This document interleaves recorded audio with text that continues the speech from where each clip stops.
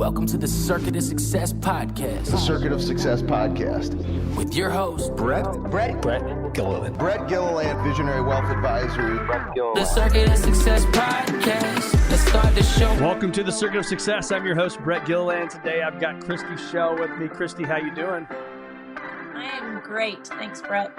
See that nice sunshine in there, and you're down in Florida. I'm up here, but I will say, and you live 40 years in Illinois up here, and you know what I'm talking about. Well, we've had those snow on the ground for like 3 weeks. It's so weird, and it's finally going away. My watch says 54 today. I may just go outside and run around in t-shirt and shorts just because I can. That is a nice day. You live for those days up there in January and February. I know. Yes, I won't brag about what our temperature is here today. I'll let you guys know what that is. Yes. That is awesome. Well, you were introduced to me by good friends of mutual friends and actually a cousin of yours, the Hobbicks, and great people. So thanks to them for introducing us. We're going to have a great conversation today. I'm excited about what we're going to talk about. But so you have over 25 years of experience in the medical, health, and wellness fields. You're a dedicated nurse and board certified patient advocate, passionate about improving the healthcare experience. In 2020, you founded Haven Healthcare Advocates to offer compassionate and expert guidance to individuals and families navigating the complexities of healthcare. So that's a lot that we're going to dive into, but like I said, I'm excited about it. But before we dive into all that stuff, Kristy, I always like the big open question of what's helped make you the woman that you are today. I love this. And I, of course, listened to your podcast. So I was hoping this question was coming anyway. I'm not original enough to think of a new opening question. So for 418 interviews, this is what I'm doing. I love it. I was hoping this question was coming because someone asked, like, well, what are you going to be talking about? I was like, well, I don't know what the questions are, but I was hoping this was going to be one of them. But no, I think what has made me the person I am, of course, all of the experiences that you have in life shape who you are, even more important, the challenges that you face. But for me personally, I think it's the people in my life. I am surrounded by great people, but even the ones that aren't so great have shaped me who I am. My mom and my dad, completely different. I was raised with my dad.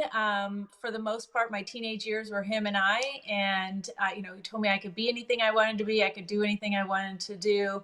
My mom is in her 80s, and I've learned, kind of over the years, she has this quiet resilience about her. And I think that helped shape who I am. Certainly my children, 3 children, 2 grandbabies, more than they know, they have shaped who I am. And that's not an understatement.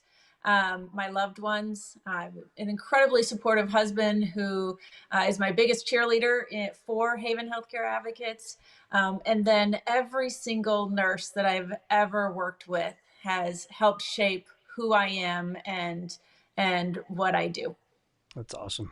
It's all about who we surround ourselves with, isn't it? It is. Absolutely. Yeah. And again, how are those grandbabies?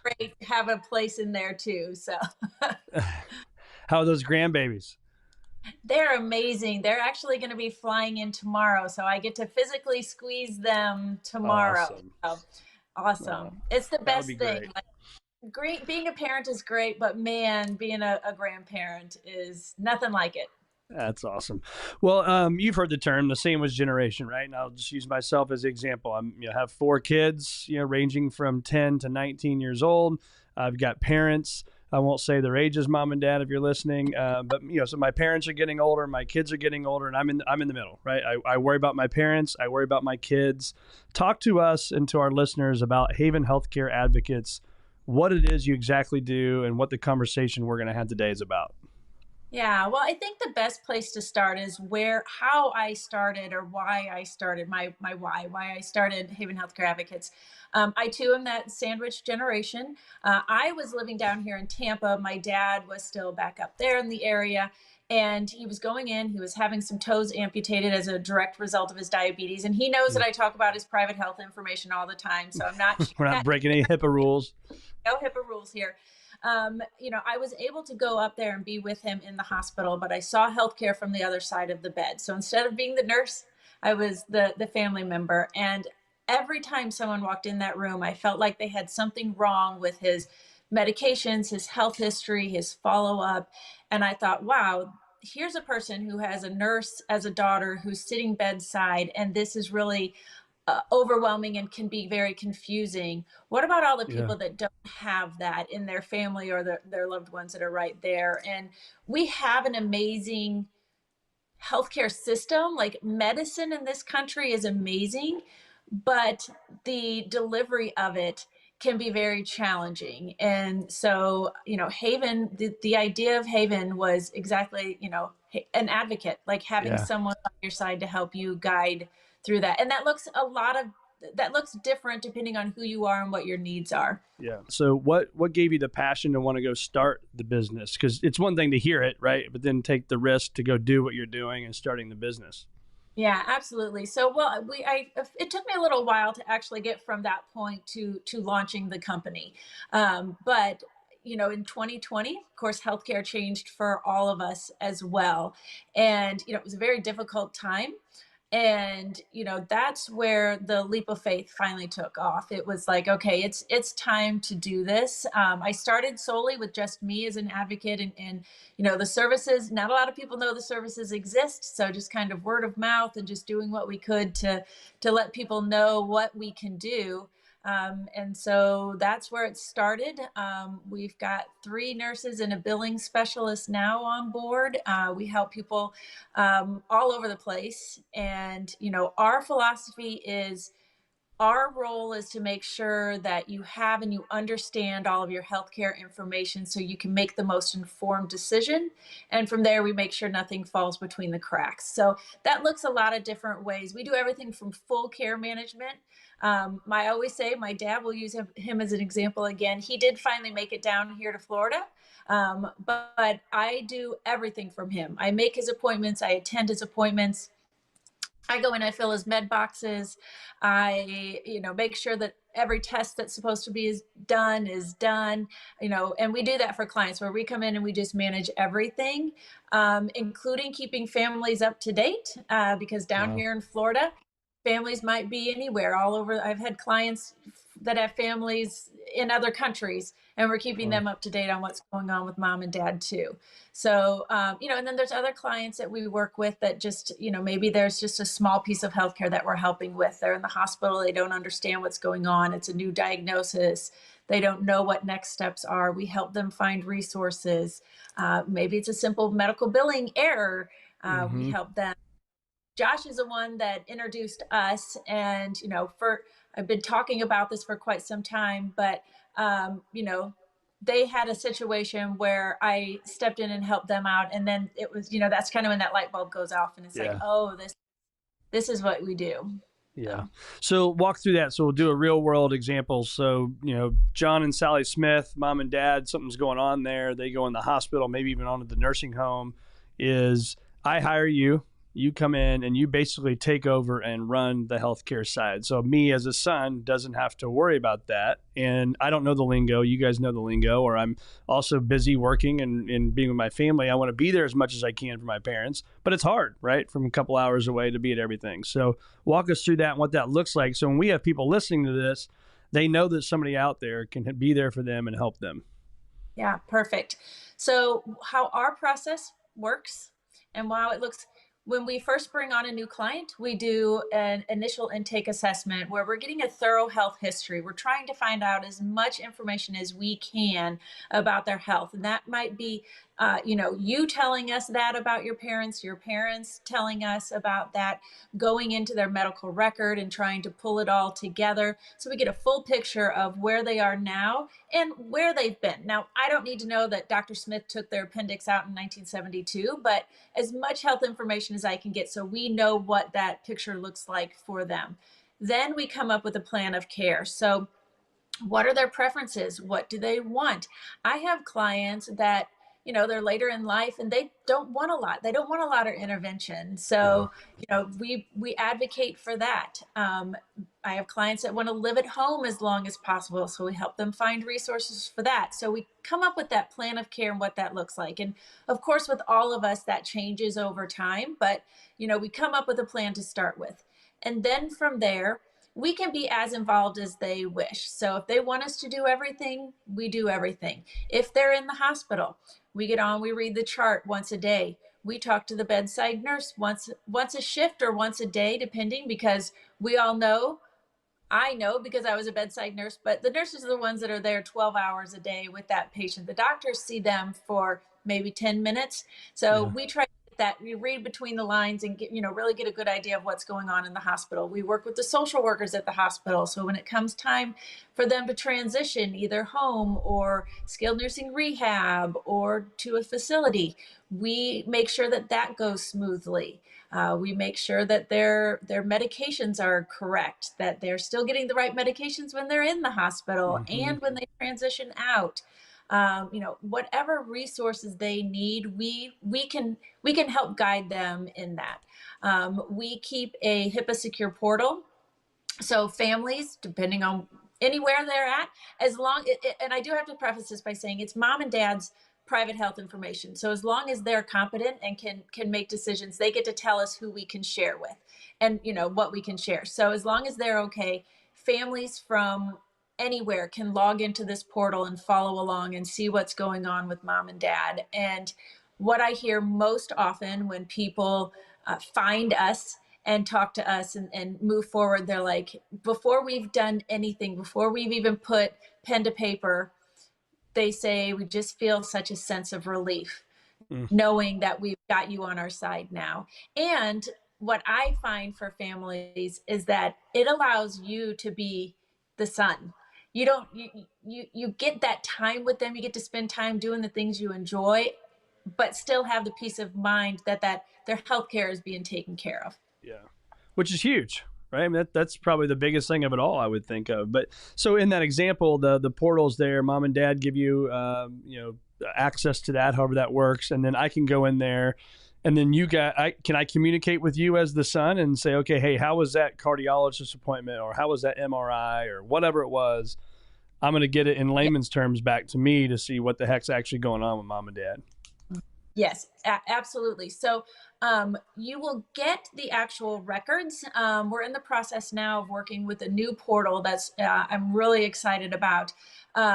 They are going to, and they're already out there.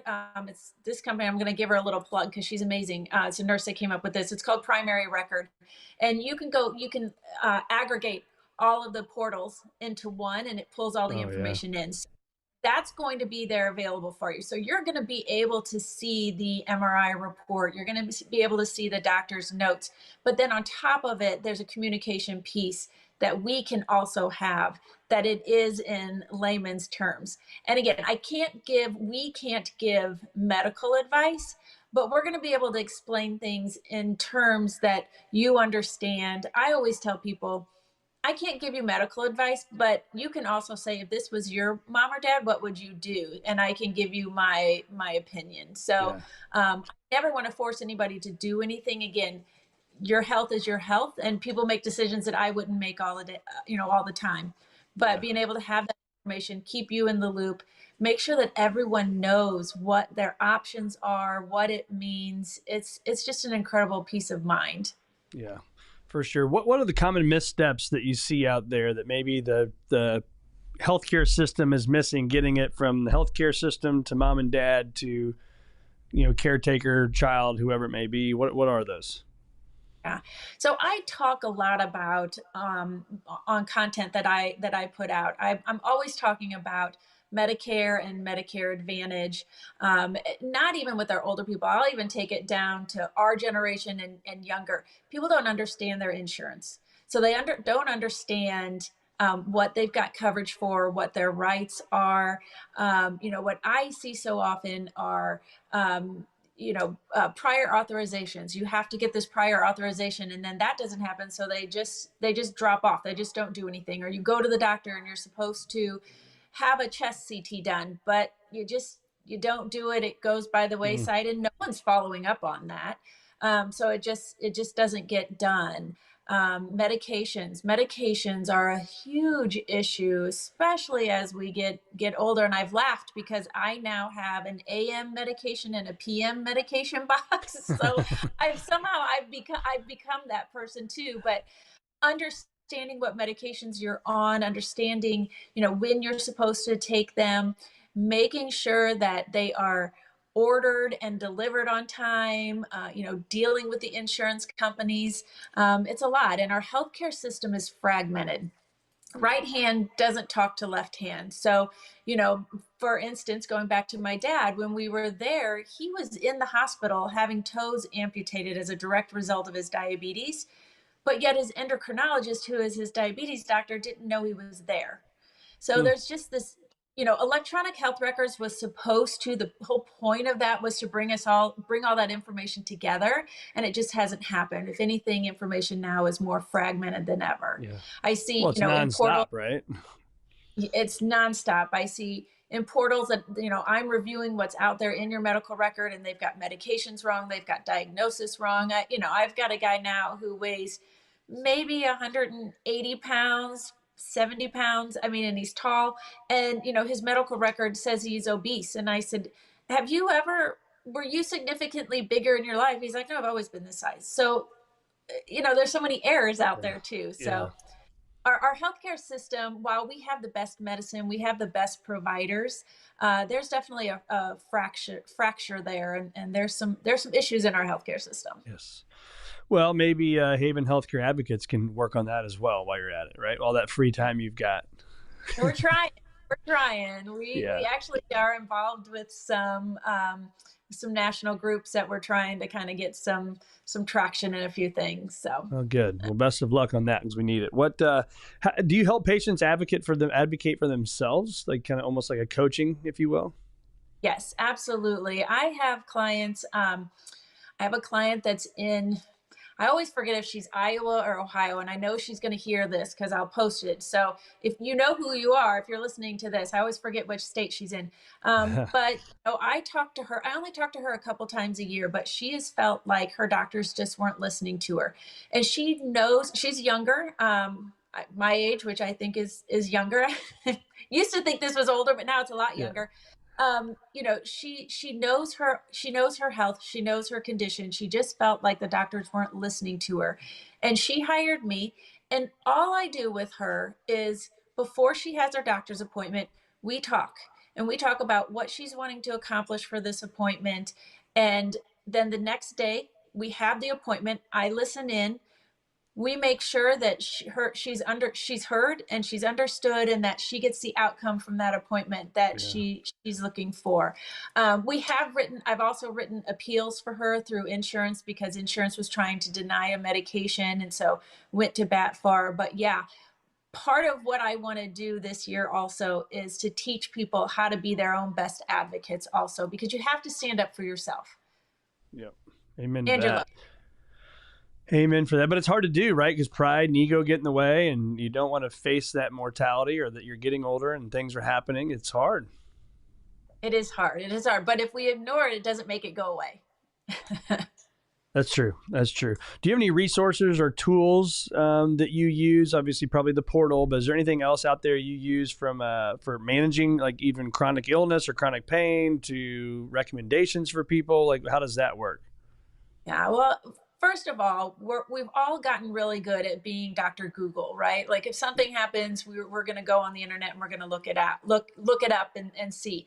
And it's not that that's wrong. You just have to know what you're reading and what you're looking at. So you need to know those resources and make sure that you're getting information from a reputable source. So if it ends in .com, be a little, it might not be wrong, but it may not be as trusted. So you got to look for good resources. I'm guilty of that. Yep. Yeah, we all are. Even as a nurse, I put stuff in Google all the time. But again, you got to know what you're looking at. Using your doctor's portals are really good too, because that information is out there. AI is going to play a part in our healthcare, and it can be a resource for us. So if you've got the doctor's language, you can use EI to kind of get that, ask it to kind of put it in layman's terms. So, I think we're going to be moving more and more in that direction.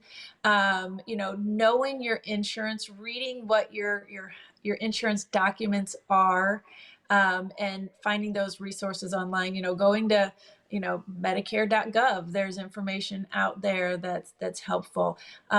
Most places have like a center for aging, so you can get information, for aging loved ones. They're usually pretty good. But again, don't single source. Find that information. Make sure you're getting it from a good resource. We keep for us. We have networked and we know the other resources that are out there. Say, a lot of people don't know that placement agencies are out there. So if you're looking at trying to figure out where should mom or dad move if it's time they can't live at home, there's companies out there that will help you find, the right place. And it actually doesn't cost the family anything. There are private duty companies out there that can provide, they're self-pay, but they will provide companionship. They'll provide someone that can come in and be in the house for certain hours. Elder care attorneys, those are a great source. You need those because you want to be pre-planned. You want to make sure that things are in place because getting older is also very expensive, and you have things in place for that as well. Yeah. What's funny is, I'm in wealth management, and it's funny. We talk about, your health and your wealth, right? They go hand in hand because if people only focus on their health and then they don't do anything with their money, guess what happens? Their health goes away, right? Because they don't have any money and now they're stressed and they have to work until they're 80 or 90 or whatever. But then vice versa, if you only focus on your wealth, your health's going to go away. So therefore, then your money's going to go away, right? And so we're huge advocates of focusing on both your health and your wealth along the way. And if you get those both going the right direction, that's the optimal way to live, right? And I think that what you're talking about, what you're doing, what we're doing, those two things go hand in hand.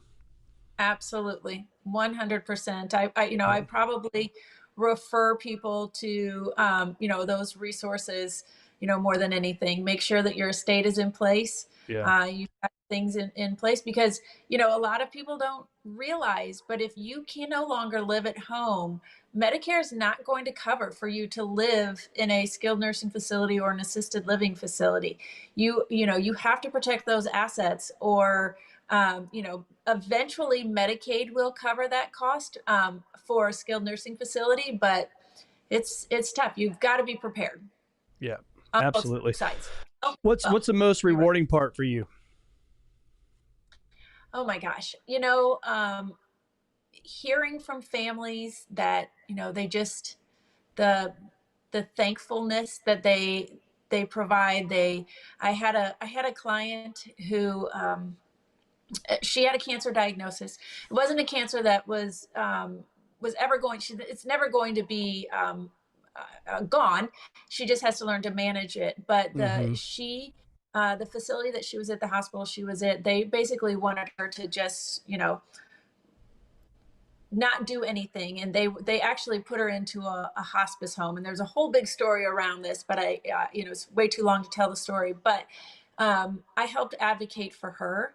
And this was a couple of years ago. And I get a picture of her sitting next to her Christmas tree with her family every year. And she would not be there if it wasn't for us and us, her family and us advocating for her because she was in a hospice home getting high doses of morphine, and she would have been gone within a week. And I get a Christmas picture. That sent some cold chills right there.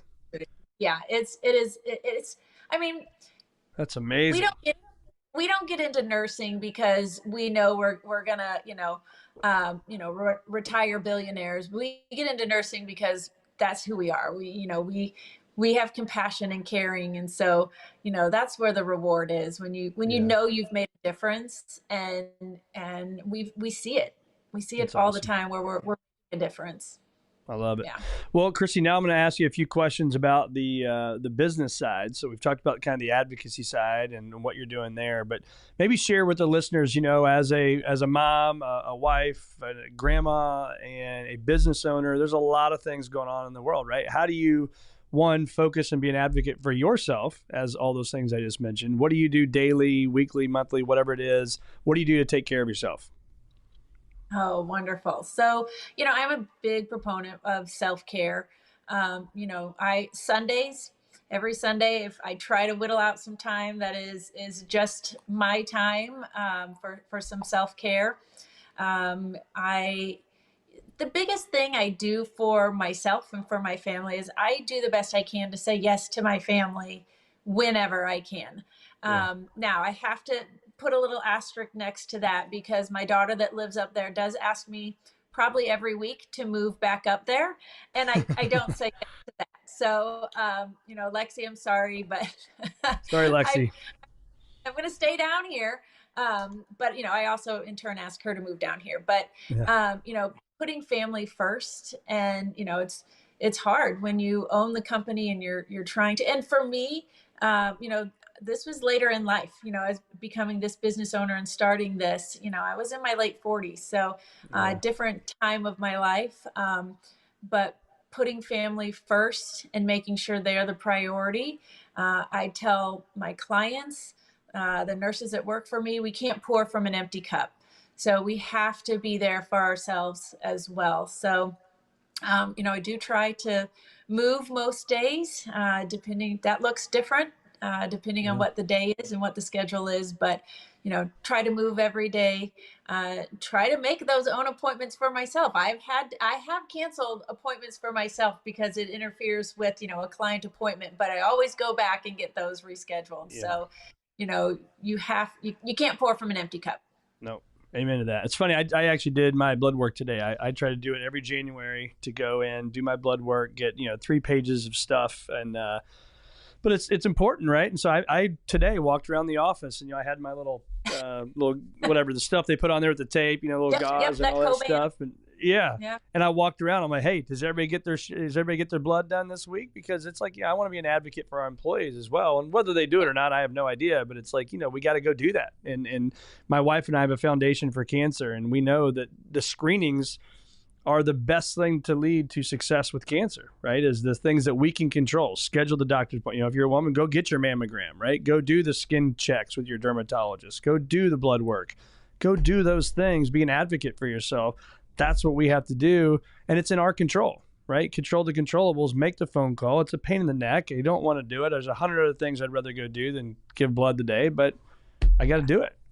Yeah, you got to do it. You got to do it because, just because if you don't do it and you don't check it out, doesn't mean that something's not happening. Right. You can't stick your head in the sand. You got to know what's going on, and don't be afraid of finding those things out because early detection is the key for everything. So don't be afraid to be an advocate for yourself and get those things that you need. Love it. Kristy Shell, where do our listeners find more of you? Where can we send them? We are on all of the social network places, Facebook, Instagram, LinkedIn. It is Haven HCA. And we try to share a lot of information and content on there to help you learn how to be not only your best advocate, but for you and your loved ones. Love it. Well, thanks to the Hobbicks for the introduction, and thanks to you for your time on the Circuit of Success today. It's been awesome. Love the energy and love the conversation.